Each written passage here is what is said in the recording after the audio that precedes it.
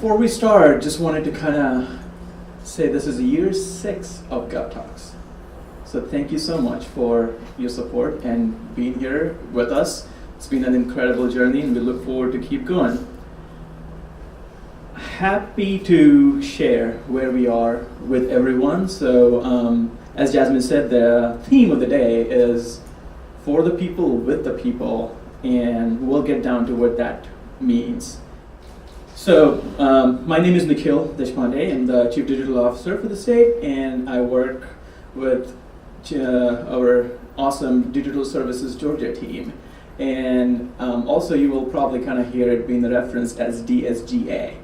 So that pretty much means our team, and we are an office within the Georgia Technology Authority. So last year, the state of Georgia officially launched the Office of Digital Services. And for some of you who may not have been for the last GovTalks, I would just quickly try to revisit what Digital Services does, essentially. So the focus for Digital Services is to make sure that people's interaction with state government and the services is frictionless, fulfilling, and symbiotic. So, we want to help, but we also want to, kind of get helped by the people. So we work with them towards a better good. So, we can all agree that we need to offer citizen-centric services, right? Because what's good of services if they're not citizen-centric? But also make data-driven decisions. And that really helps because the impact that our services have on Georgians as they access important services is tremendous, because some of it is like life critical. So let me illustrate. So there, are several studies that show that there is a disconnect between the intention of what government services want to do versus what the citizens experience as a service. Though well-intended, obviously, services from an experience perspective, us as a citizen as well, we can sometimes, feel that friction. And when I say services, I want to make sure that there are, at a high level, 2 kind of services. One is a transactional service where, we go apply or renew our license or, pay our taxes, or, for the folks who have other services as well, like food stamps or child support. And then there are informational services where, websites, where you are just trying to seek some information from, a state website or a call center, or maybe, chat or chatbots, whatever it is. So those are informational services, and we have transactional services. But regardless, right, the friction stays. So if we kind of break down the service by its anatomy, we can chart it as the policy that creates and drives that service, the technology and the processes that power the service, and ultimately the citizen experience, which is the sum of the parts to make this service possible. But if you put that through the perspective of what a government sees or a state agency sees, we can see we are so focused, and we are closest, obviously, to the legislation and the policy that actually created that service and why we are offering that service. And then, obviously the technology and the process and the experience is kind of the farthest out. But from a citizen perspective, the first thing they see, the experience, is that, the experience part of the service.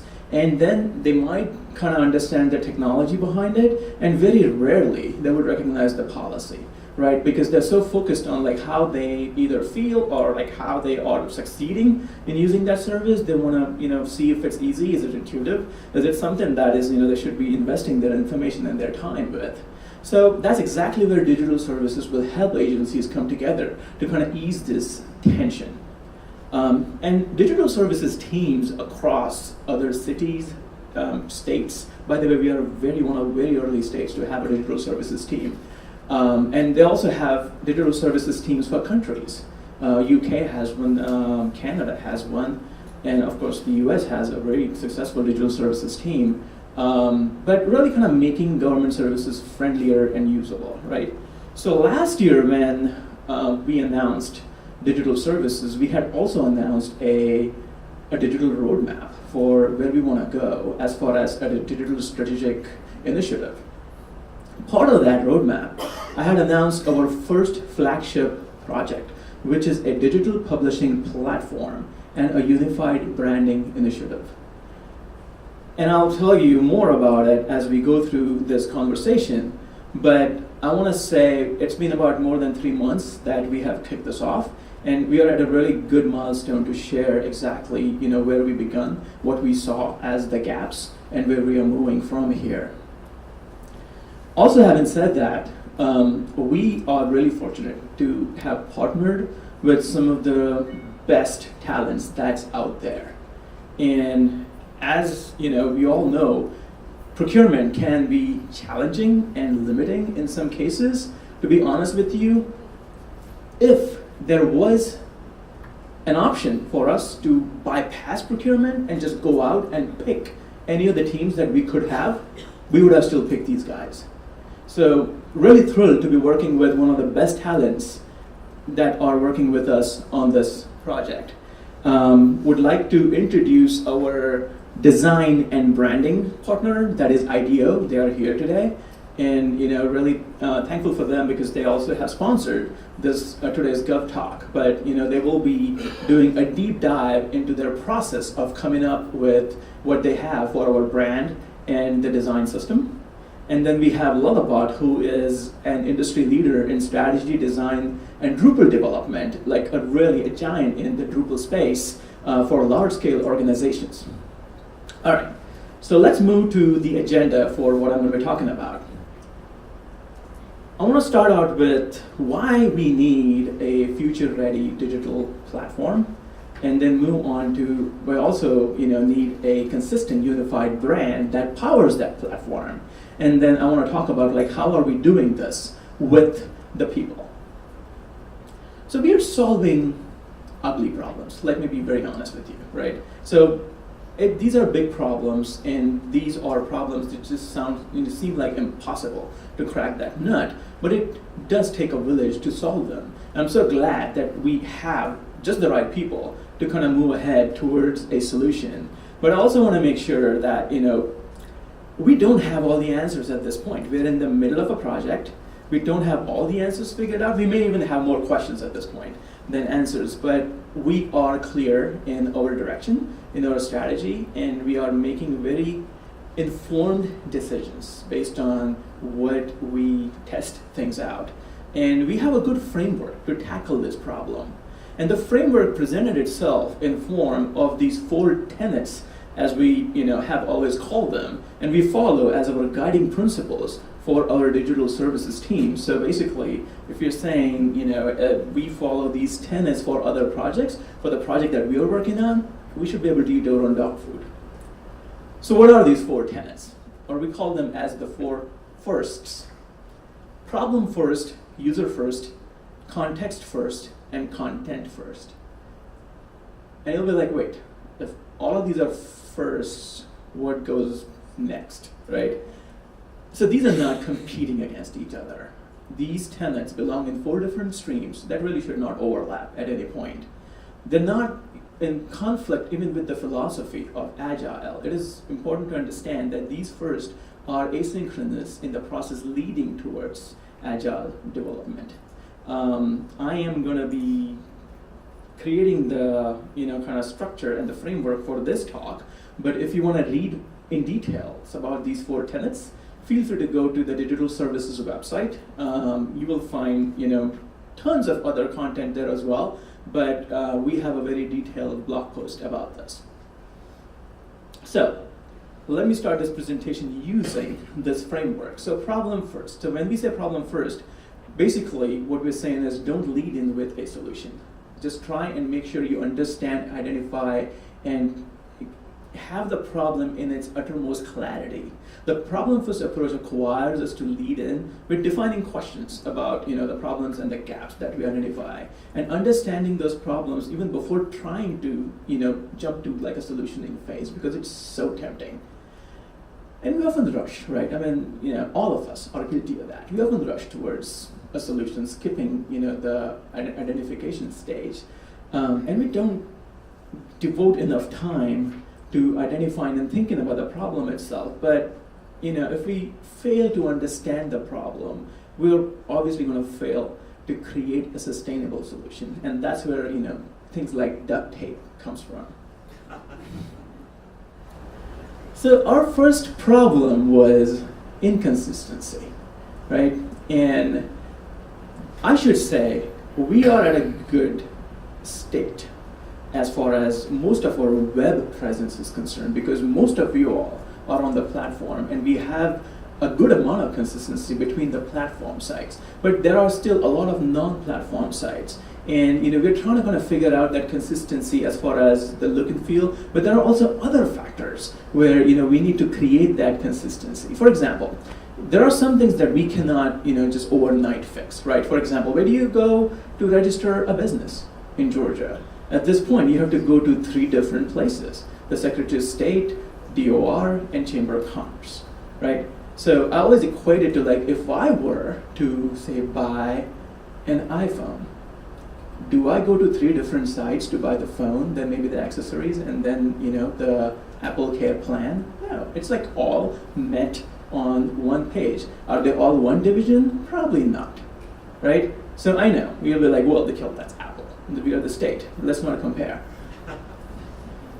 But our citizens do, because honestly, what is it that we have in common with these companies like the Apples and the Amazons? It's the people. Like, literally, the people who interact with us are the same people who interact with these companies as well. And they are alike and different in the customer experience, however it is, but one person has that comparison going on in their head all the time. So while from Apple and Amazon they might expect a certain level of customer service, in their mind there is no reason why they should not be expecting something similar from us. So while we cannot go back and make that change at like the structural level overnight within the state, but collectively we can create that abstraction layer that underneath connects these things, but from an experience perspective, gives them everything at one surface. So we did a lot of research, and our vendor partners, primarily at the forefront of this, spoke to several of you guys, several of our citizens out there. And there were like some of these Easter eggs through all of that was just like, wow, it just kind of comes and hits you. And I'm like, this is sad, but this is also motivation. For I'm like, no, we should change this. They should not assume anything, right? Like, just because it's government. But here's what the problem is. And this is just one organization, and most of us can identify.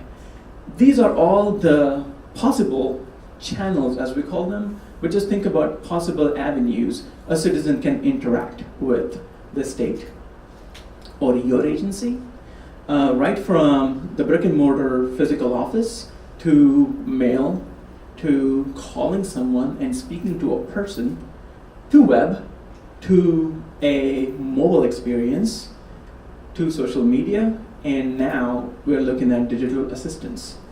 And some of you might have seen this slide before, but as you can see, all of these are fragmented, because maybe in an organization, someone who knows how to run a web shop, the IT team leads the web piece of it, which is very different from someone who actually speaks to customers over the phone or in person, or someone who is managing their social media.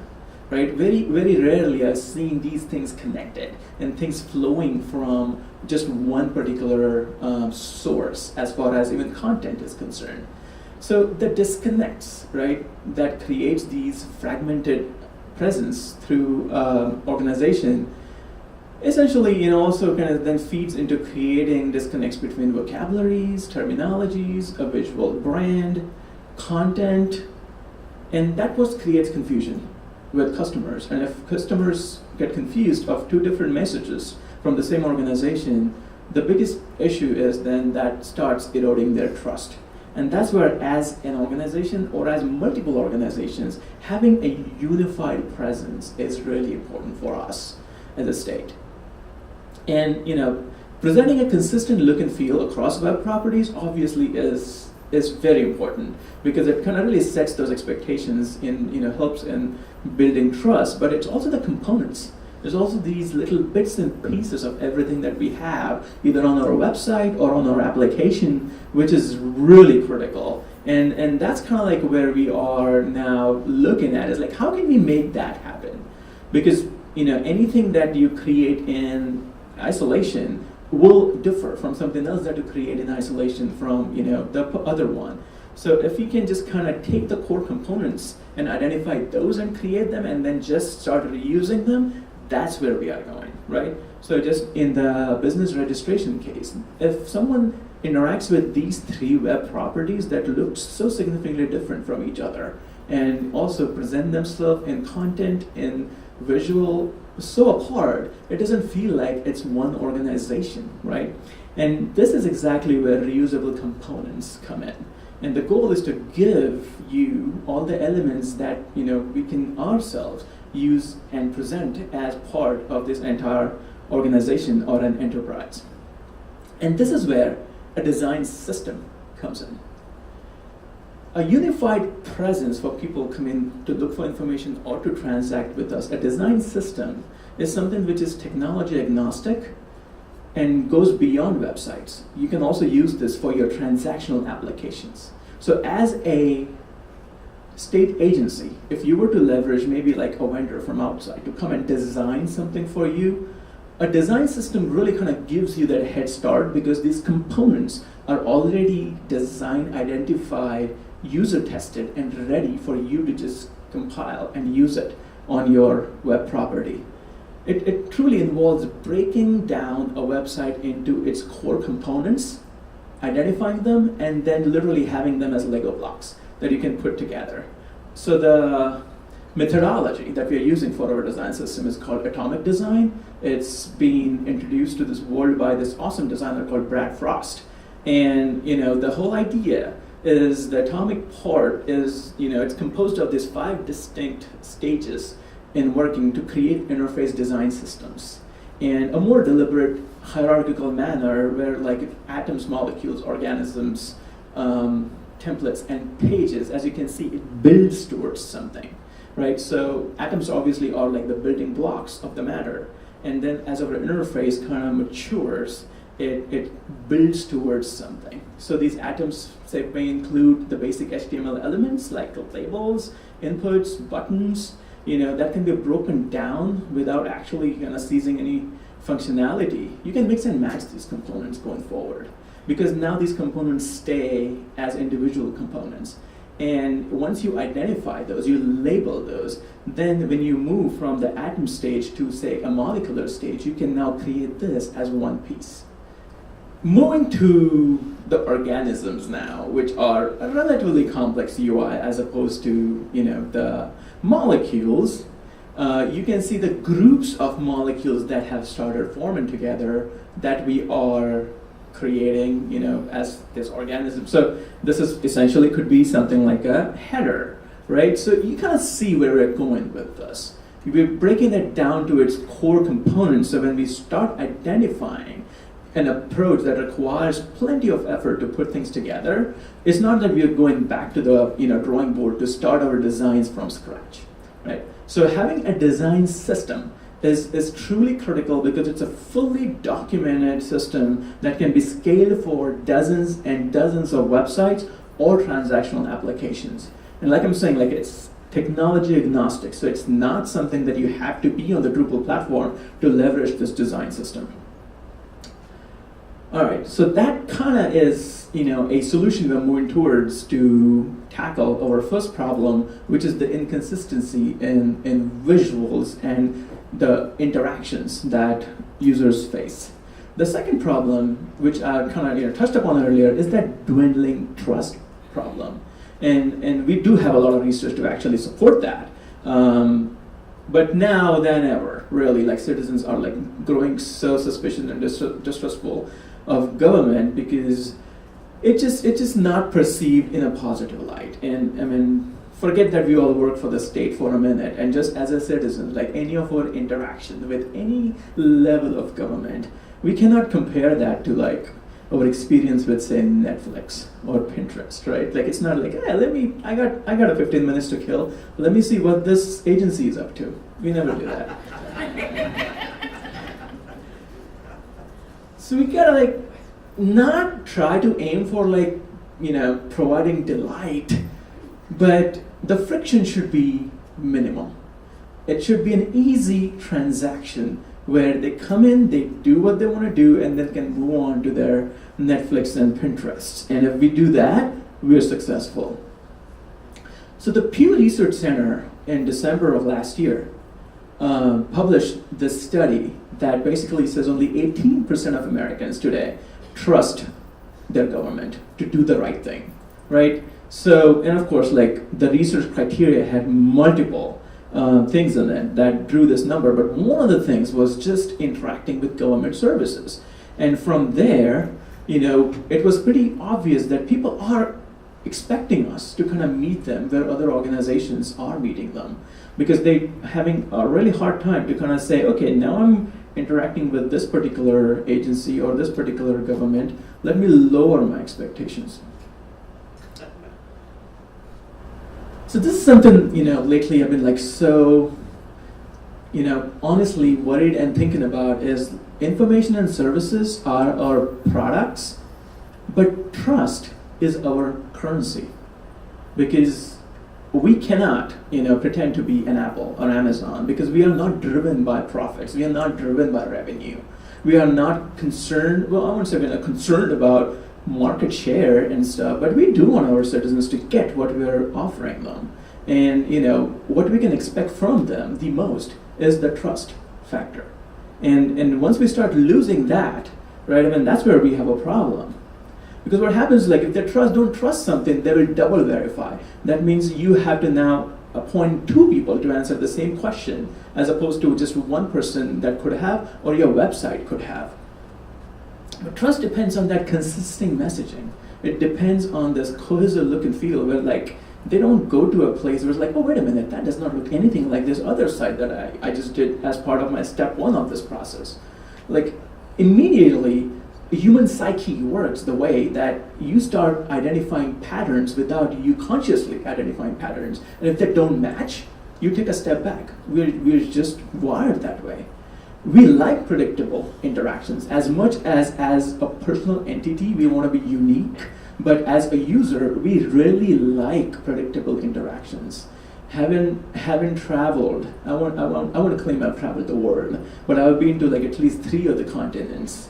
And I cannot tell you, after a while of just traveling and soaking in local culture, when I see a Starbucks, I'm like, I know what I'm going to expect, and I'm going to get that, right? Just that experience of walking in, smelling the coffee. I'm telling you, like, Starbucks is probably my second or third option when I'm in town, because I have my other coffee preferences. Now I'm sounding like a coffee snob, sorry. But when you're somewhere else and you're drinking something else, and when you just see that Starbucks, like, what you're going to expect in the next 5 or 10 minutes. And that's the predictability as a user that everyone really kind of, likes and gravitates towards. So as a user, the next tenet deals with that, which is people first. People first over organizational preference. We all probably have been in situations in the past where a directive comes from the top, like, this needs to happen, so-and-so wants this to happen.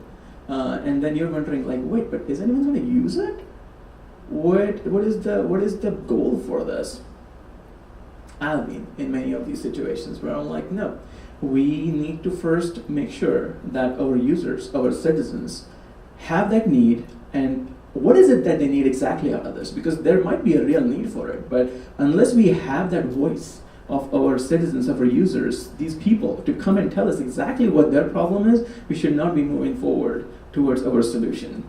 So as part of this project, as part of this re-platforming project and a unified brand, like I said, our vendor partners did extensive research with the right people, which the 2 larger groups were the Georgia residents and state employees. Like, depending on what your role is, we did talk to so many of y'all, and then also they did a very extensive road trip where they spoke to residents across different sectors of the society. And IDEA will be jumping into that research later to show you exactly what they saw, what they found. But I was really impressed at what I saw and the details of that research, but just to kind of give you an idea, this is what they presented, where they broke this down into groups of like the vulnerable folks who really depend on the state for their next meal, pretty much.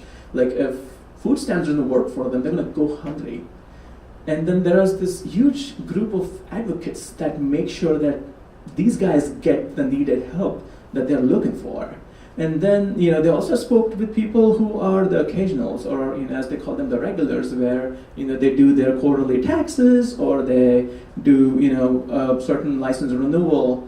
And then there are these community organizers who interact with the state. So it was really good to kind of get all of those perspectives. And I'm just leaving this at a high level because I know IDEO is going to be talking about this later. But there were some really good findings, right, where someone, who just sounds so helpless. And, that person tries to find that information online or calls and still is not able to find it. And this is kind of like where I really, feel like us with a fragmented offering kind of goes against what we're trying to do. Some folks also give us a really good idea of like what our future state needs to look like. For the longest time within the state, we always, have been like, well, official is really good because like we want to be differentiating ourselves.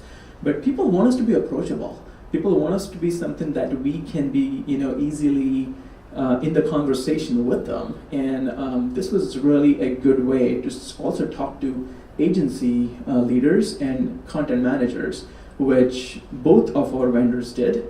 At the agency leadership level, before we started working on our brand direction, it was really good to get your ideas on where you think your agency stood. And then as content managers, it was incredibly helpful for us to get your info and insight on what your current issues and frustrations are with the system. So it informs us to how we can be enhancing the next platform. And Kendra, who is going right after me, is going to be speaking in details of like what we are offering in the next platform. And most of that is really based on all the feedback we got from you. Essentially, every agency, the common thread has been that we all want to serve. We all really want to make it easy for our constituents. Nobody said that, we're just here to kill time and draw a paycheck, right? Everyone has that mission behind. We're like, no, we are here to make a difference. We are here to help people in however we can help and make it easy on our citizens. And this is kind of like where I think all these ideas that are within each organization, if we can bring them all together, I think everyone can benefit from that group think.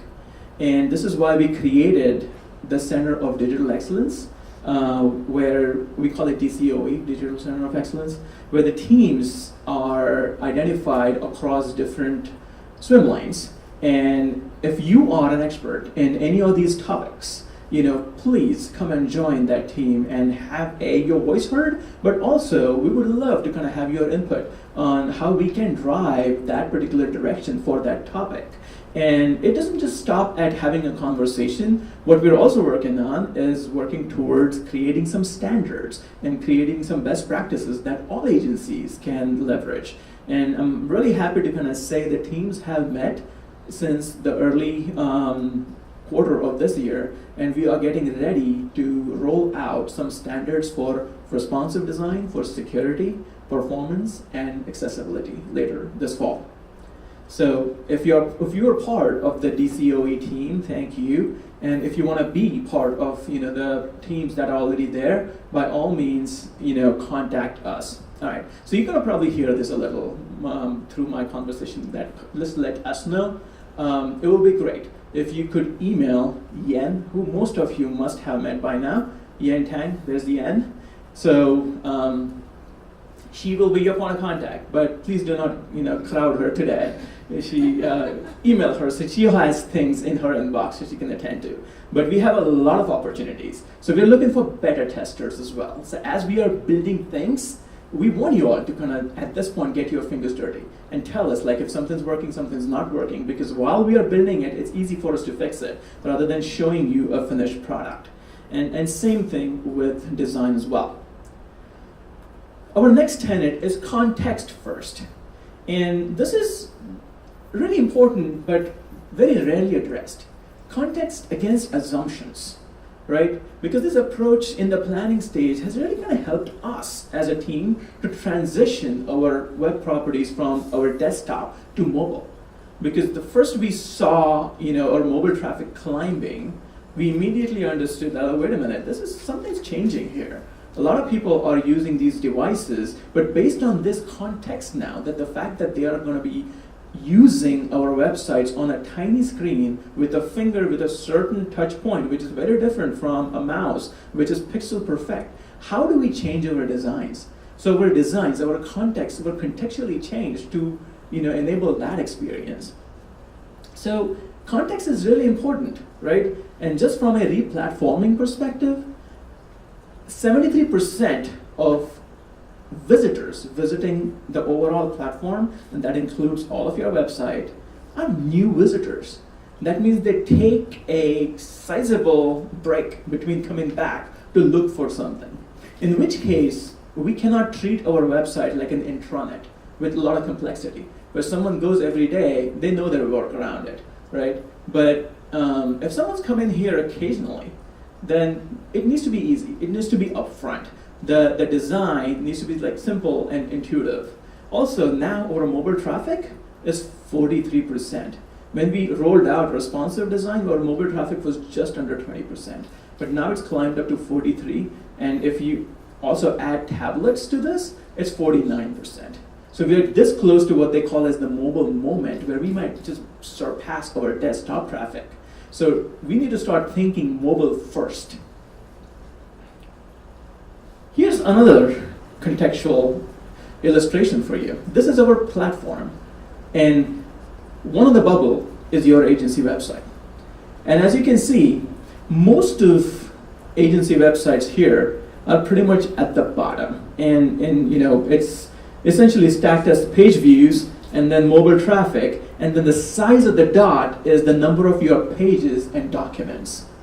So the bigger dot, that means a lot of PDFs out there. But you can see that for someone like, say, DOR, Department of Revenue, they're way high up on their page views. Then we have driver services, we have Department of Labor, and then there is Georgia Gov, and most of the folks down there, which is kind of pretty much our critical mass, you barely even see their names. But child support services from a mobile perspective is literally touching 80% at this point. So 80% of the people using child support services are using their mobile devices. So if you just kind of take a look at this as an aggregate, you can pretty much from a qualitative perspective, you can say the majority is somewhere medium to low complexity, and the usage frequency is also low to medium.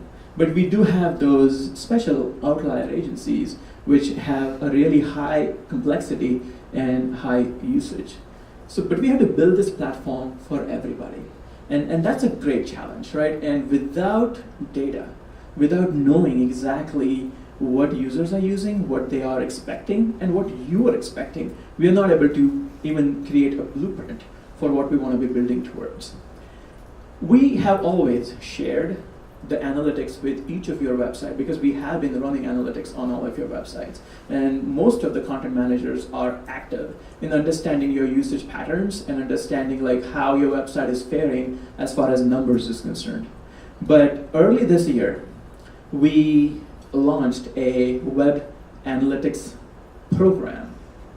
Essentially, a program for the state, entire state, and I'm pretty sure we again one of the very first states to be doing this at a state level, where if you go to analytics.georgia.gov, you can find any of the 85 websites that are on the platform and some of the basic numbers visualized for you. We forked the code of the federal site analytics.usa.gov. And Georgia really, I think, is the first state to implement this at an enterprise level with 85 plus websites. So we have a sizable footprint on this. So it looks something like this. At any given time, it can tell you how many people are currently interacting with one or the other web property, there is a drop down for any of the participating websites, so you will get a similar view for your particular website. So this data really provides a window into how people are interacting, where they're coming from, what are they using, how are they participating. One thing I do want to say that this program does not track individuals, and it anonymizes any of the IP addresses of visitors. So it is just pure data, anonymized numbers. But not every state agency is represented, only the ones that are on the platform, but you don't need to be on the platform to be part of this. If you are interested in being part of this, just again, let DN know, and we'll be happy to create all the scripts and whatever it takes for your website to be represented on this platform. Moving on to our fourth, last but not the least tenet, content first. Content over design. And this is kind of like, close to my heart, because design is a very important topic, and it's really kind of, very special for all of us, because all of us have an opinion about design. But as a web property, as a digital property, it has always been our charter to kind of first drive in with content. What is it, our message? What is it that we are trying to say? And once you identify that, then you start with the design process, how we can create a design that now really enhances our message. Me, as a UX and UI designer, I do have a background in design. I don't like to say this, but my team always like, no, you should. I have a master's in interaction design. So I really am passionate about design. But having a design background, I still really feel strong that if design gets in the way of important content, it is obstruction of information. Because that is the difference between art and design. You can appreciate art for it being art, but for a design, if it's not communicating the message, then it is art, it is not design. And what we do on the digital properties, on websites, it is design, because there is a purpose for why we are designing something, right? So content is key to get your website out there, visible. And when we are looking at who are we trying to be visible towards, like obviously content, we want to communicate, but there are also these search engines, right? Because if you don't show up on Google anywhere, you just don't exist at this point. Your marketing can get you so far, but search engines need to recognize who you are. So let me share a story that I always love sharing, and I know some of you will be like, there goes Nikhil again with his DMV story. But I think I've kind of come to closing the loop on this story. 2 years ago, if you were to put DMV, Georgia, this website called dmv.org used to always show up. And this is what that site looked like. They did a great job of, organizing their topics and just look like any other state agency, right? They even did a recent redesign. This shows you I've been tracking them. One thing they did not change was this very obvious up-in-your-face banner that tells you we are not a state government agency. But they were so smart in really kind of making the most of everyone's ad blindness, that people who are looking for things really started looking at, oh, welcome Georgia drivers, DMV, oh, I'm at the right place. No, you're not. This is not a state agency, right? So this was a really good challenge for us. Like, how do we, as a state, make sure that we come up first and not them? Because so many users are not that aware and not that smart about looking at their, oh, it's a .org, it's not a .gov. But again, consistency. We're not even consistent with our own .govs, right? There's so many state agencies using .orgs. How do we do that? It was a content challenge, because 54% of our traffic to our web platform comes directly from Google. So there were 3 options to address this problem. Either to get dmv.org to stop doing this, stop pretending, right? But they were not doing anything illegal. I mean, they were just, sucking up all the content from our state websites and offering that through their website and then charging for the services. We could have asked Google not to show them in one of the first results, which Google won't, oblige to that. They'll be like, hey, it's our algorithm. It's not that we can manually go and change anything. Or the third option was, fix our content. What are they doing that's bubbling them up in their Google searches? So there were two things that we did, right? The DSGA team created a page on Georgia Gov saying Georgia Department of Motor Vehicles, DMV. And then right underneath, it very clearly says the state of Georgia does not have a Department of Motor Vehicles. But the functions are carried by these two agencies. It was very clear for where they need to go for what they were looking for. Also, DDS worked really well on their content to make sure that the content was search engine friendly. And here's the thing, if you don't have the words that people are looking for on your website, you will never show up on Google, right? No one really knows what the secret sauce is. But having done this, as of the last few months, you put Georgia DMV, the Georgia Department of Driver Services shows up as the first result.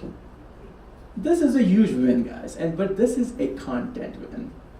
Our Georgia Gov DMV page shows up second, and dmv.org is probably like, after that somewhere. So it definitely took, content for us to really make sure that we're using the right words, we're using the right content types. Kendra will be doing a deeper dive in her talk about making sure your content is put right into the content types. But essentially, websites, right, full of web pages that hold that content are no longer the final destination for your content. What our content management system, the platform, offers you are these content types that if you use those content types and plug your content in there, your content will grow legs. So for someone to kind of suck that content out and use it like a DMV, for example, they can identify which content. Search engines can identify which content, and it's really important to use that content type. Let me illustrate to you quickly what I mean by content type, and some of you might already know this, but for those who don't, my first exposure to what structured content looks like was a W-2 form. All of us know this. If there was just a blank page with the same information without these categories, it would look like a site page right now where you just copy something and dump on a site page, right? Like there is visual structure, but there isn't any contextual structure to it. But something like this that tells you what your, the D means control number, and B means your name and address. Your content now has a place that has some relevance. So back in 2008 or something, when TurboTax came up with this app that you just take a picture of your W-2 and it just automatically files it for you, it was magic. But the magic was the structure that the content already was presented in. All it had to do was just map those content, just do a character recognition and then just file it. So it was a great idea, but if the content was not structured, this would not have worked. Same thing here, right? If we are applying for a professional license, whatever it is, if the content is structured already, if someone is looking for how do I apply for a business license in Georgia, they may not even have to go on the Georgia Gov page. It just shows up within the search, and which is great. Again, the difference between us and any other private organization, we don't need those page views or those clicks on our sites because we are not advertising anything. If our content can be freed and start showing up on search engines, it's a success for us. It also doesn't stop here, right? When I say content grows legs, it doesn't stop here. Now with conversational interfaces, with digital assistants, that content gets sucked and starts getting presented. But guess what happens? Anybody has a Google Home up here? Or Alexa? All right, I see some hands for Alexa. Google Home, banks on actually their Google indexing, but also always gives the answer as the first Google search that comes up. So if you're up there, that means that's the answer. So if you do have the right answer, or if you are the one with the right answer, but you're not up there, there's a rare chance that Google Home would identify you as the right answer for the question that's been asked. So it's really important for us to be up there. And to be up there, content types are really going to get you up there. While I say we need to do this, I also want to make it very clear that the DSGA team has enabled some education opportunities for some of you who manage content on a daily basis. We have a content strategy certification course. It's a 6-class course, and we have had multiple classes so far, and it really kind of builds you to be a really awesome content manager, identifying the best way to offer content. So if you haven't already signed up or taken this course, I really hope you do, because this will be helpful. Like I haven't heard anything but good things about this course. And there might be people around here, so in your networking break, by all means just ask if people have taken this course and how it has helped them. So going forward, it is really going to be critical for our future success to really kind of do our part as far as content is concerned, because from a build perspective, Kendra's team, will do an awesome job, like they've already done, as far as building you that new platform that already enables you with success baked into our code. But content is the next piece, which is really balls in your court. All right, so let me kind of wrap up by talking about some accomplishments. Really happy to kind of say, and this was totally not unexpected, that the DSGA Digital Services blog that our team, whenever we have time, we start, putting together and start publishing all the things that we are working on. But it was identified as the 30 must-read state and local IT blogs of 2017. So this was a good surprise for us. It was like, oh, we're seeing people liking it. So, if you have not read through our blogs, by all means do that. It's not platform specific information all the time. A lot of times we're talking about best practices that can help you for any of your other projects. The next one I really am excited about is ITIF report, which just got released a couple of weeks ago. ITIF is an independent nonprofit, nonpartisan research institute in DC. And what they did was they looked at 400 US state government websites and across, 7 different service types to assess how well these websites perform. The assessment criteria was essentially something that we had already identified as our development standards. Like if you had been to any of Kendra's previous talks, she always talks about responsive, accessible, performant, and secure being part of the development strategy for the platform. And it was awesome to kind of see that's exactly what they were looking for as well. So we're literally building these things inherently, into the system, needless to tell, into the future system. So we don't have to add this post-development. But it was a really good assurance to kind of see that these guys also are looking at, the same things that we are already considering as part of our core principles. And again, this blog post Kendra talks about this in detail about these guiding principles of our development product strategy. But the findings of the report was actually even better. To know that Georgia.gov as an individual, independent, website that looked at all the state.gov websites, Georgia.gov was ranked the #1 website in the nation.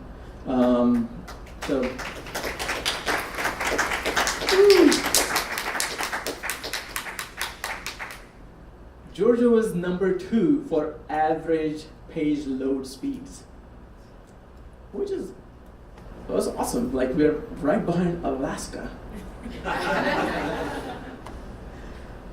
But also Georgia was number 4 overall in our web state presence.